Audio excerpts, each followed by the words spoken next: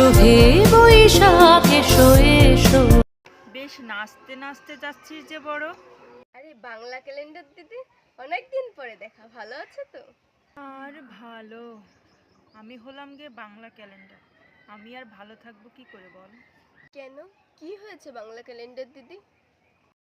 আরে বাদ দে, তোর কি খবর বল? কোথায় যাচ্ছিস এত নাচতে নাচতে?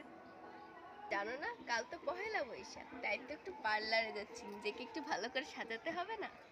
কাল তো সবাই আমাকে নিয়ে উৎসব করবে। পহেলা বৈশাখ?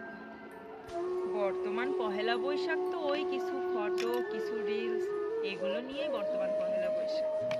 হ্যাঁ গো, সেটাই তো। আগে কত কদর ছিল তোমার আমার বাংলা উৎসবগুলোর, সে সব আস্তে আস্তে বিলুপ্ত হয়ে যাচ্ছে, শুধু নামমাত্রই টিকে আছি আমি। আর তোমার কথা ভাবলেই তো আমার খুব কষ্ট হয়, তুমি তো চিন্তায় চিন্তায় বিষণ্ণতায় ডুবে যাচ্ছ। হ্যাঁ গো, আগে তো তাও মানুষের ঘরের দেয়ালে একটু ঠাঁই হতো, এখন তো তাও হয় না।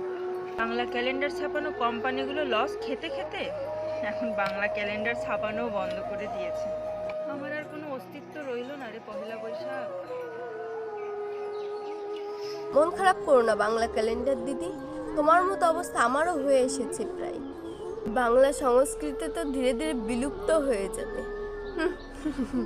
এটাই তো আমাদের নিয়তি।